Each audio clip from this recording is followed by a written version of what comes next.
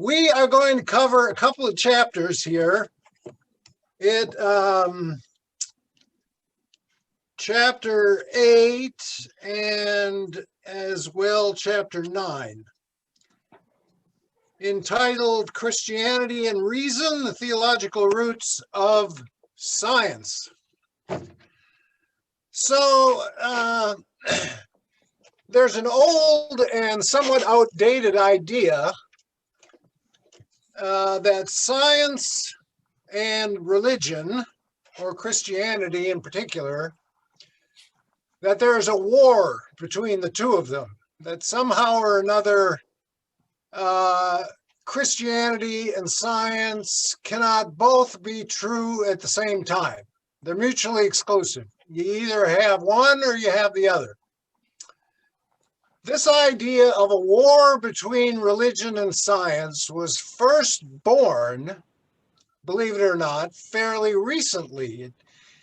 The first book that made this claim that there is a conflict between the faith of Christians and the scientific laboratory or laboratory where we make discoveries like vaccines or discoveries that lead to new technologies or even discoveries that allow us to go to the moon.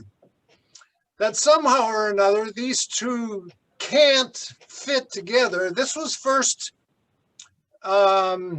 proposed in a book by a guy named Draper in 1870. So that's fairly recent. I think he was a professor at some university in New England or something. But he wrote that that there is a struggle, religion and the rise of science that took place in Renaissance Italy under individuals such as Copernicus and Galileo. And in Britain, of course, there was Newton, there was Kepler. I mean, I could go on and on and on with the names of these scientists that came along first in Renaissance Italy, but then it mushroomed and ballooned from there. This Draper guy believed that there's been a struggle between scientific truth and religious truth ever since, and that the rise of science has led to the retreat of religion. And I just want to add something that's not in the book. Of course, the rise of fundamentalism, which happened at the turn of the century, around 1902, 1903, in the city of Chicago, fundamentalism was created by some individuals who believed that the theory of evolution was a threat to the Christian faith. That somehow or another they couldn't square the idea that life forms evolved over a long period of time and the story of creation and Genesis, that somehow they just couldn't square those two. So in order to beat back the forces of the scientific threat to religious faith, they wrote a series of tracts called the Fundamentals. And according to the Fundamentals, the only way you can preserve the truth of Scripture is if you take every word literally. In other words, it is literally true exactly the way it happened. And calculating from the book of Genesis, somehow some guy came up with the notion that the universe was about 6,000 some years old, and that all life forms were created in exactly the form that they are in now, and that there was no such thing as an evolved, an evolution of life forms. Okay, so this struggle didn't help in clarifying the reality of what is going on here. if you look at the rise of science, the history of it, what you will discover is that, in fact, science was invented by medieval theologians, theologians from the 12th through the 16th century. Okay, and that's what we're going to talk about today. The first thing that D'Souza does when he starts this chapter off is he asks a simple question. He asks the question, where did science arise? And of course, the answer is it arose in Europe and no place else. Well, why did it arise in Europe and not in ancient China or India or any other place in the world? Well, there are some reasons for that. And he quotes the former Pope, Pope Benedict, in an address he gave once, where the Pope argued that science was an invention of Christian theology in the Middle Ages. So here I'm going to go into some details that are not in the book in order to clarify what he was talking about. Okay, first of all, it's important to understand that what we call universities or institutions of higher learning, the first university was invented in the 12th century in Bologna, Italy. And the church founded this university. And the reason the church founded the university was because over time, now we're talking about over 1,000 years, there have been many church councils. Church councils were called whenever there was doctrinal disputes and the church needed to clarify what it believed and what it didn't believe. And there were papal decrees across the decades and so forth. So the university was founded to compile all of the church's decisions that happened over those 12 centuries into a book that was entitled Canon Law. Okay, now you all know what canon law is. Protestants don't have canon law, but the Roman Catholic Church does. Canon law was compiled and written down so that it could be taught to aspiring young lawyers who wanted to understand the laws that regulated not only the church, but also the society that the church created, the civilization of Christendom. All right. So that was the first university. But very shortly thereafter, universities began to crop up all over Western Europe. The next one was in Paris, which became the premier university of the Middle Ages. And then there was Oxford, and then there was Heidelberg, Germany. And by the time we get to Martin Luther in the 16th century, there are universities dotting all over Western Europe. Luther himself went to a university in Erfurt, which is a town in the former East Germany. So now there are universities all over the place. And there was one theologian in particular in the 12th century, a guy by the name of Abelard, all right, who was responsible for getting the ball rolling in terms of Christianity's relationship to science, okay? Abelard taught at the premier university in Europe, in Paris.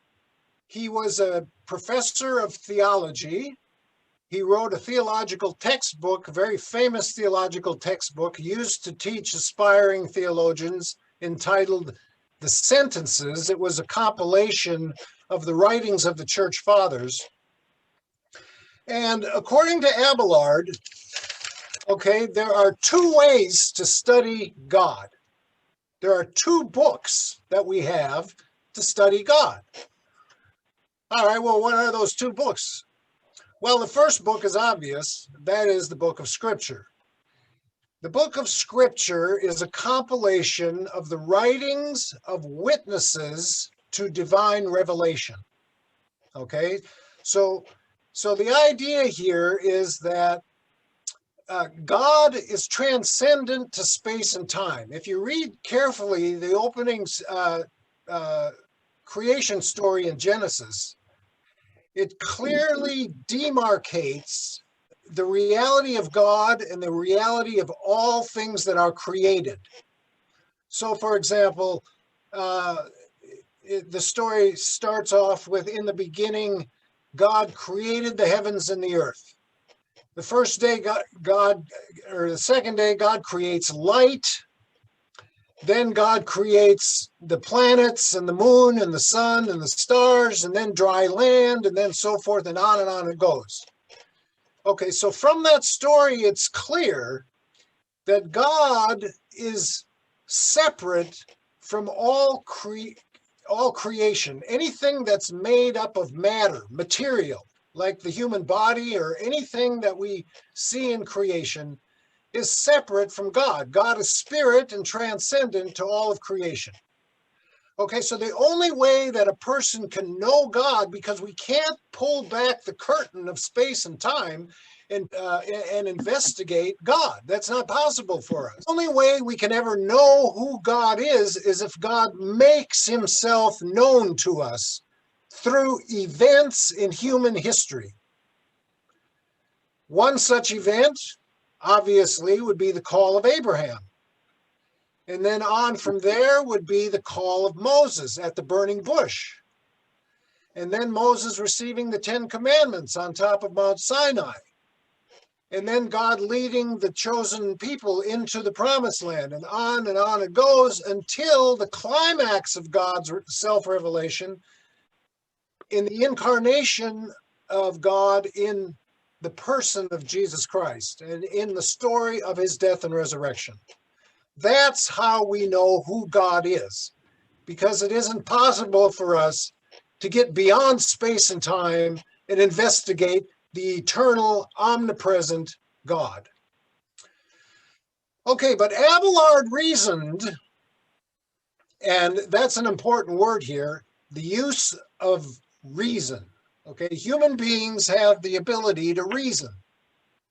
The purest form of reason is mathematics. It's totally abstract, clear on the face of it. For example, 2 + 2 = 4. You don't have to prove that. You just know that because you're endowed with reason that can understand it. Okay, so Abelard reasoned that the second book through which we can study God is nature. And how is it that we can study God through nature? Well, because nature is regulated by what ancient Greek philosophers called natural law.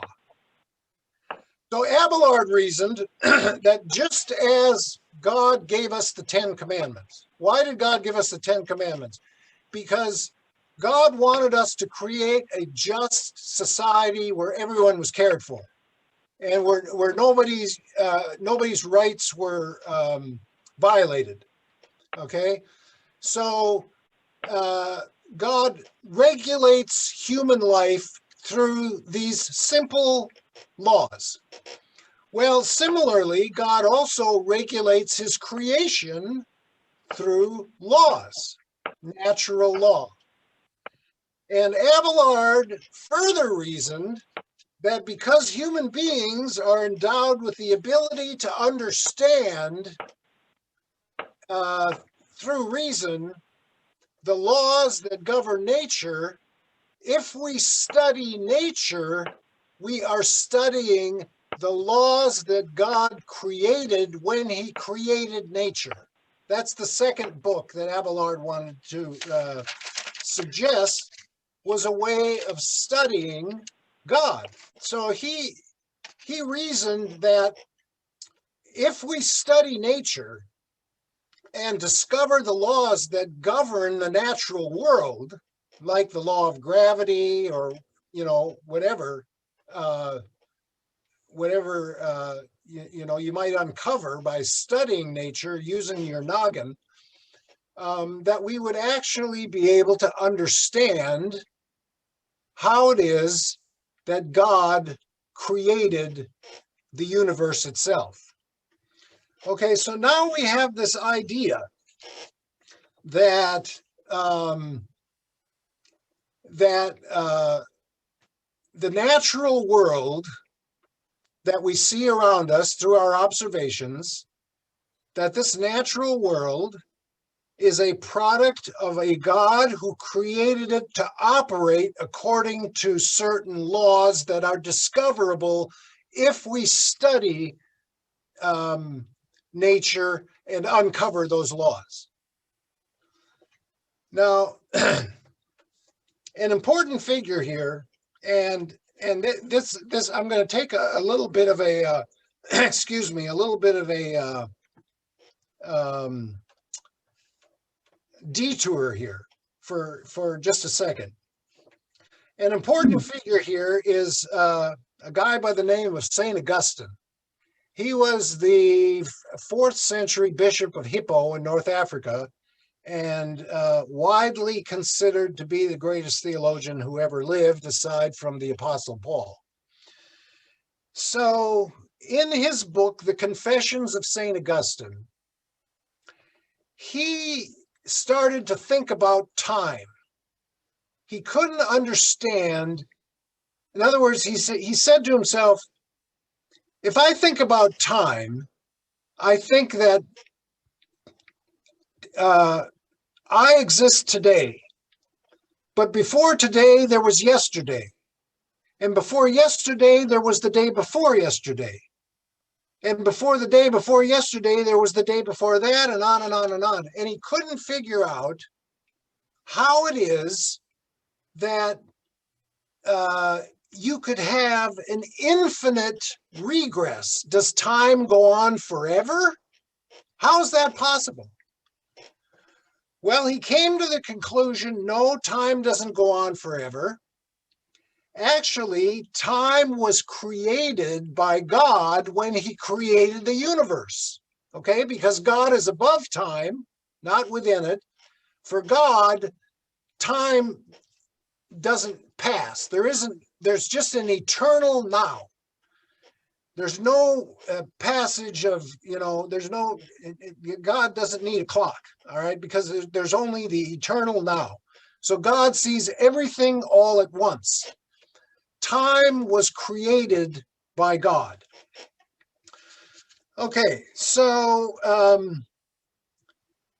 if Augustine further reasoned then, okay, so we have no access to eternity, so we're dependent upon God to reveal himself if we are going to know anything about him. But then this led eventually to certain, what were called, you may not be convinced, but I'll explain these to you, certain proofs for the existence of God, okay, that are based on this idea that God created time, and this idea that the universe is regulated by natural laws, okay? So the first of these proofs for the existence of God was formulated by St. Thomas Aquinas, another genius who taught theology at the University of Paris in, again, this was the 12th or the 13th century. Thomas Aquinas is the official theologian of Roman Catholicism. So if you want to understand Roman Catholic doctrine, you read Thomas Aquinas. He is to Roman Catholicism even more important than Luther is to Lutheranism. If Thomas Aquinas said it, it's true, all right?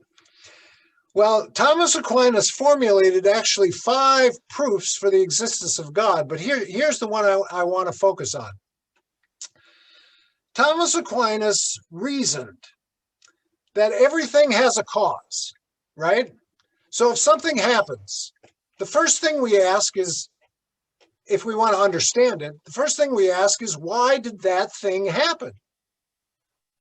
Suppose, I hope this doesn't happen, but suppose I'm driving home this afternoon and I get in a car accident. And we call the police. The police are going to come, and what are they going to do? They're going to try to figure out why this accident happened the way it did, and then write a report, right? Whenever we want to understand why things happen the way we do, we ask, what caused this event to happen?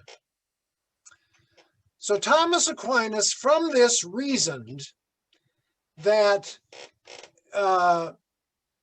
if everything has a cause, the only way you can avoid going into an eternal regress of causes, right, is to postulate that there was a first cause, a cause that got everything else started. And what is that cause? That cause is God, God's act of creation. God creates matter and the universe, regulated by natural laws that we can discover through reason and mathematics. And if you were to trace the cause of everything back to its beginning, what you would find is that that is where God is. Astronomers today say the universe came into being through a Big Bang. That theory is actually traceable to the Middle Ages, by the way. At the beginning of time, there was a Big Bang, and then over time, the universe was formulated and so on. And everything that came into being according to natural laws. So, in order for there to be anything, there has to be a first cause, and that cause is God. Okay, now Aquinas considered that to be a proof for the existence of God. Now, many people aren't convinced. One writer who does not believe in God wrote, well, if God is the first cause, who created God? And as D'Souza points out, that question is nonsensical, because as the first cause, God is beyond the natural causes in the universe, and therefore God is uncaused. Okay. There's one other proof that is going to stretch your imagination a little bit. All right. Now you're going to have to think very carefully here if you're going to get this one. It's called the ontological proof for the existence of God. Now, ontology is the philosophical word for the study of being, the study of existence. So if you want to study the existence of a thing, that's called ontology. Human beings have a being that is different from the being of a giraffe or a dog or a cat or a plant or anything else. Okay, so ontology looks at being. Okay, so here's the other proof that comes courtesy of a man named Saint Anselm, who was the Bishop of Canterbury in the 12th century. Saint Anselm reasoned this way. Number one, God, now you have to keep this in your mind now, God is that than which nothing greater can be thought. In other words, God, the idea of God is the greatest thought we could ever have. There's nothing we can think of that would be greater than God. Okay? That's the first premise in this proof. Okay, so God is the greatest idea possible. Second premise, it is greater to exist than not to exist. Okay, now this one is a little easier to understand. A real horse is greater than a unicorn. Why? Because a unicorn is an imagination. It's an imaginary thing. It doesn't really exist. But a real horse, I can see. There it is, out in the pasture, grazing on the grass. Okay, so it's greater to be a horse than a unicorn. Well, if God is the greatest possible thought that we can have, then God necessarily exists, because it's greater to exist than not to exist. Did you follow that? Mm-hmm. I buy it. What? I buy it. Yeah.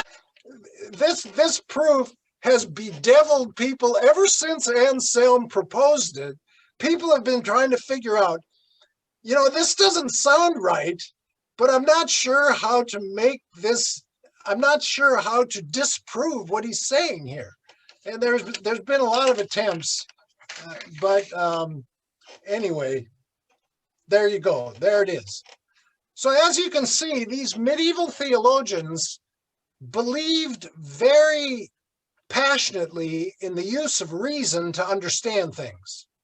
Okay, and they also believed, like I said, that God created the natural universe to operate according to certain natural laws. And this idea wasn't a creation of the Christian faith.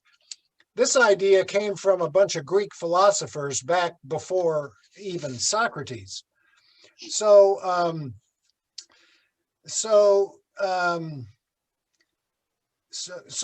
Abelard proposed this idea that we can study God through studying the book of nature. Okay, so out of this comes the idea then that human beings, if we observe and study what we observe, and comprehend it using our reason, eventually we will discover the laws that God created that govern the universe. So out of that eventually was born modern science, okay? Because this is the very thing that triggered people like Galileo and Copernicus and Kepler, Sir Isaac Newton. I could go on and on and on. Every one of them were passionate, believing Christians, and also the fathers of modern science, the creators of modern science. Okay, so,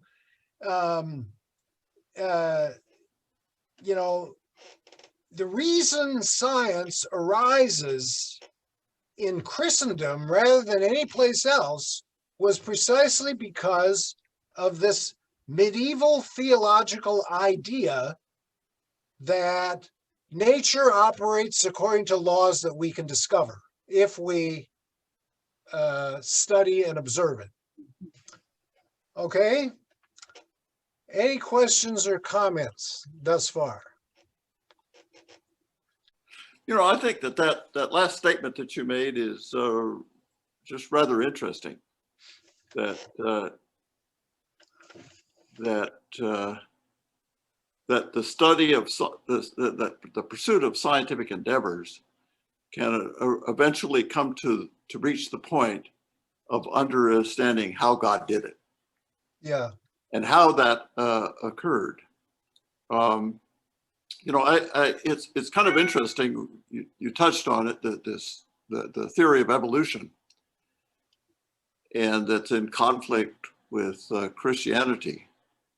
And a lot of times it goes to the extreme in the present day when you have like school boards putting a will on people teaching a scientific class that can't include that because that disagrees with Christianity. But that's in conflict with this idea that you just said, that science can understand that objective ultimately. And I guess I'm a bit of a heretic in that I think that evolution occurred, and that maybe it's what you're alluding to, is that when God created man, he did it by, I don't know how, did a man just appear all of a sudden on the space of the earth? Or did he design a plan so it was created on Okay. earth? Yeah. And not come down, and all of a sudden be here. And I don't think we can distinguish between those two, that whether or not he just appeared or that it was created. And if it was creation on earth, it's a marvelous plan. And the scientific endeavors to understand exactly how that creation evolved is really fascinating. Isn't it? And not a conflict with. It's not a conflict with Christianity. And it begs the question: are we man? Are we man? Are we the final product? Because you said God doesn't see time and space, and who knows that there may be. Who knows what's in store for us in millions and millions of years? Yeah. It's I don't, maybe that's speaking heretically, and it's not taking the high road of saying that we're the end product of what God had in mind. But it's okay, David. Well, you bring up some very good points, and here's my tentative response. First of all, there is no conflict between evolution and Christianity, or evolution and the Bible. Yeah. The Bible says God created everything that exists, but it doesn't say how God did it. It just says he did it. Okay. Secondly, if the assumption is true that we are endowed with the ability to understand how nature operates, and that enables us to sort of peek behind the curtain into the mind of God, if that is true, then science and theology are in perfect continuity with each other. There's no contradiction. There's no problem, right? Right. Now, are human beings the end point of evolution? Here's what I would say about that, David. I think the answer is in the incarnation of Christ. I think the answer is yes, because when God revealed who he is to us, what his character is, and what his plan is, and how he's going to accomplish it, he did it by becoming a human being just like you and me. Yeah. Yeah. So that would be my opinion on that matter. Yeah. Yeah. Yeah. That would be it's and we are the end point. Yeah. I think so. Yeah. I think that we were created for eternity. I don't know at what point in the evolutionary process human beings came along, but I think it's absolutely outrageous to believe that all of this is just a big cosmic accident and that it just happened by coincidence. Yeah, yeah. I just can't get my head around that. I think that's, that's why it's so hard to figure out the chemistry of it. Yeah, I'm sure. Yeah. The other thing that's interesting is that modern physics, as I understand it now, modern physics is up against something of a conundrum. In other words, is matter a particle or is it a wave? Because if you study light, depending on how you design the experiment, sometimes light is a particle, but if you design the experiment differently, light is a wave. Now you're getting into the whole issue of what do you call that aspect of physics? The study of particle physics. Anyway, the name of it escapes me for the moment. But my point is this: matter itself remains mysterious. We don't fully understand it, I don't think. We can study it on a macro level, but on a micro level, in particle physics, it becomes very difficult to understand. Yeah. So. And it's even harder to understand a particle physicist. Yeah. Yeah, well, those guys have a brain that's somewhere that I can't get to. So yeah. Okay, so Thank you.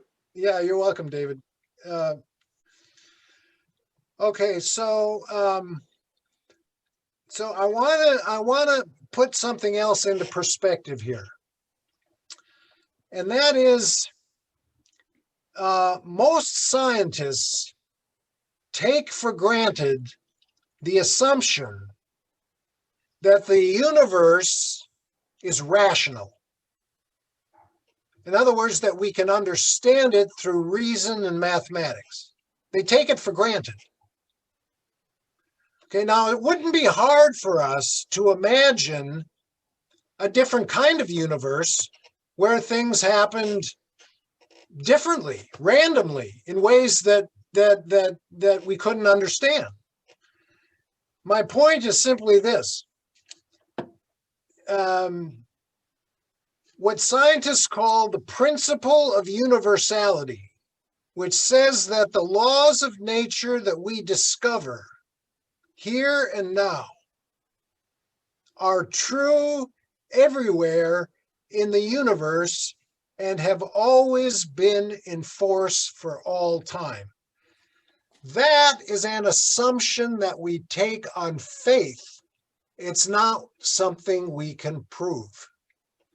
So really, if you go to the very bottom of scientific endeavors, they're really based on a faith assumption, the assumption that the universe is rational.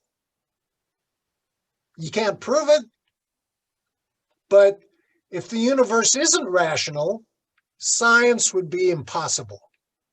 There's no way that we could do it, because it's precisely because we can understand the laws of nature that we can. Let me give you an example. I used to read astronomy books. This was way back when I was in my 30s and I had more ambition. And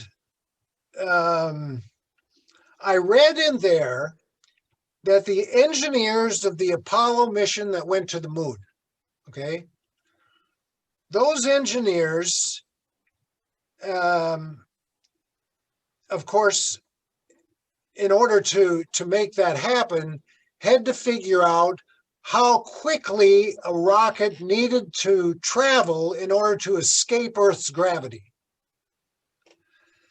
And the way they figured that out is that they used Sir Isaac Newton's mathematical formula for the law of gravity. But here's the thing about that. When Einstein came along in the 20th century and formulated the theory of relativity, people realized that Newton's theory was off by just a little bit. They had known it all along because the orbit of the planet Mercury didn't fit Newton's calculations.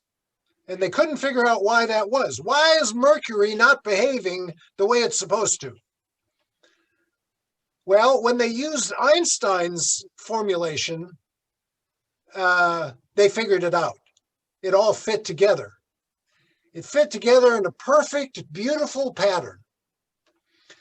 And at that point in time, not only was the engineering possible that we needed to get out of Earth's orbit and up into space, but the other thing that became clear, and scientists have, I mean, philosophers of science in particular, have said all along that that the ordered universe that we see and understand through mathematical formulas is simple and beautiful. So if a new theory comes along that is overly cumbersome, that doesn't suggest a simple and beautiful order of things, scientists reject it on that basis alone. So they assume in advance that the laws that govern nature are simple for the mathematicians who can understand it, and that they are beautiful to behold. Just like it's beautiful to behold the mountains, the Grand Tetons, or the mountains at Glacier National Park, or Yosemite Valley, or the desert in Utah. It's just gorgeous. We can hardly believe what we're looking at. Well, the idea is that scientific laws are also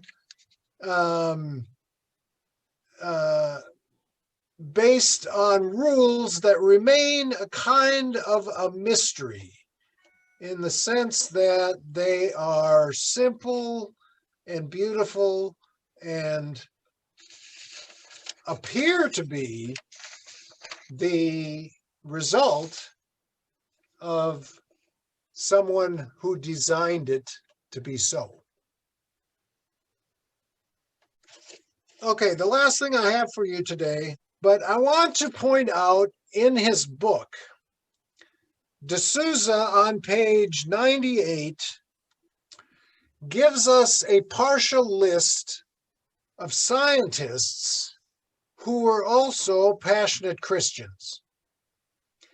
And that includes Copernicus, Kepler, Galileo, Brahe, Descartes, Boyle, Newton, Leibniz, Gassendi, Pascal, Mersenne, Cuvier, Harvey, Dalton, Faraday, Herschel, Joule, Lyell, Lavoisier, Priestley, Kelvin, Ohm, Ampère, Steno, Pasteur, Maxwell, Planck, and Mendel.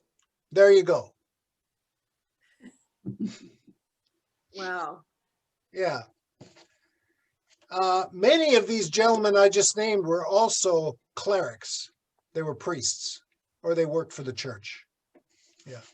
Mendel was a monk who studied genetics. Copernicus worked for the Christian church. As did Kepler, and Newton was something of a mystic. Did you know that Sir Isaac Newton did not consider himself primarily a scientist? The guy who is often raised up as the greatest scientist who ever lived, actually, most of his writings were commentaries on the books of Daniel and Revelation. He was fascinated with prophecy and considered himself something of a mystic. So he wrote more on biblical commentary than he did on science. Although his most famous work was Principia Mathematica, which is the book in which he articulates modern science as we understand it today. Okay, and that continues to this day. what's that?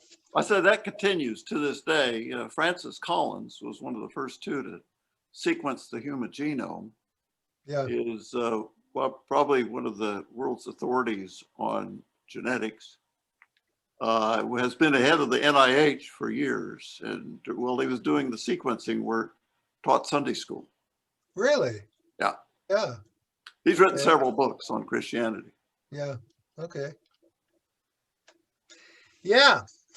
So, you know, my point in the end is that not only is Christianity, this idea that Christianity and science are at war with each other, not only is that false, but actually modern science was born from, or got its beginning in Christian theology, and the two walk hand in hand, going all the way back to the beginnings, to that medieval theologian named Abelard.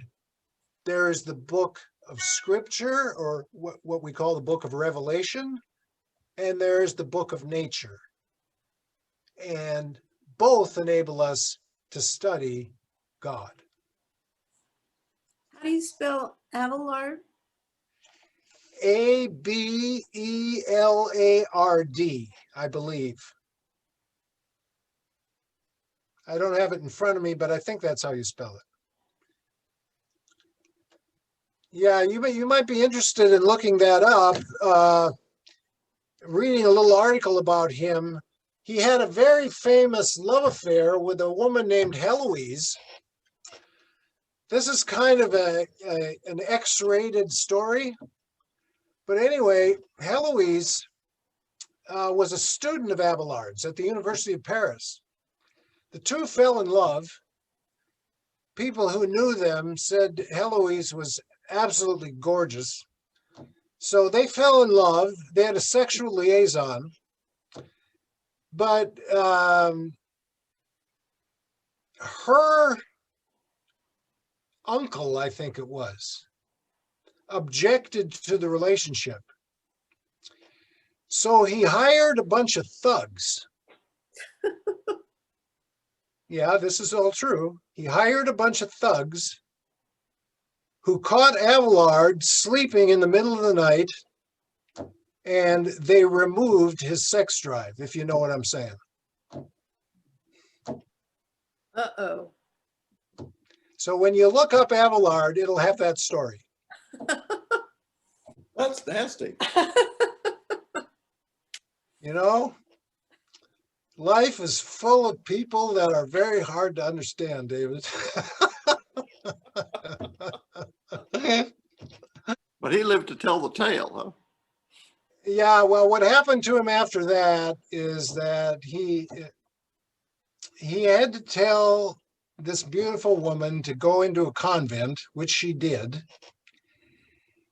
He was fired from his professorship, and he went off to a monastery for a while, the most famous monastery in France. Forget what their name was. But he couldn't, he was too restless to be a monk. He couldn't deal with that. So he left. And eventually he got a position teaching at the university again. So he eventually continued to teach. Yeah. But he was a very important figure in the history of Christianity. That was a very interesting yeah. lecture. Thank you. You Oh, my pleasure. highlighted a lot for My us. pleasure. Yeah. You highlighted a lot for us to pursue. Yeah. Thank you. You're welcome. It's my pleasure. Yeah.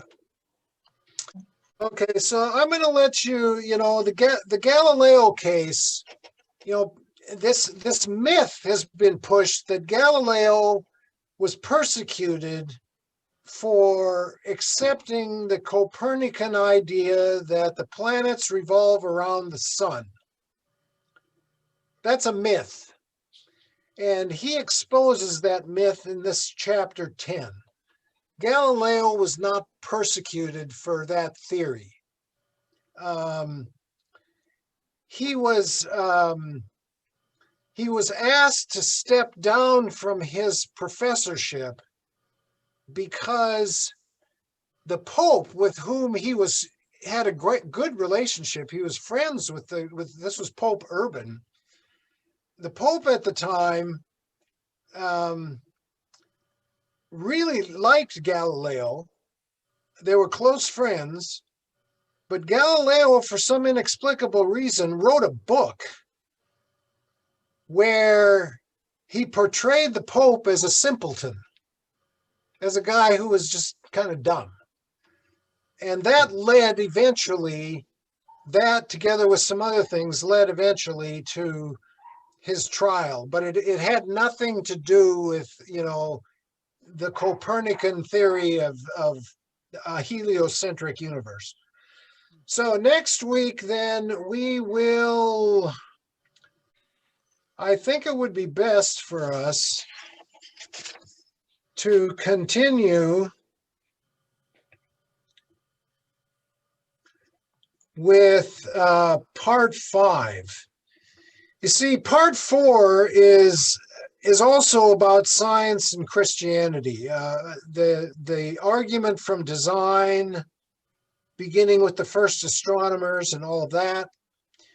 So let's jump to chapter 15 next week, which is entitled The World Beyond Our Senses, Kant and the Limits of Reason. Kant was a philosopher who wrote a book entitled, what was the name of that book? Well, anyway, in that book, he goes into the limits of human reason, how far human reason can go, beyond which it can't go. And so we're gonna look at that, and chapter 16, In the Belly of the Whale, Why Miracles Are Possible. One of my favorite topics. Okay? Okay. Okay. Thanks, everyone. Thank you. Take care. Thank We'll you. see you next week. Okay? Okay.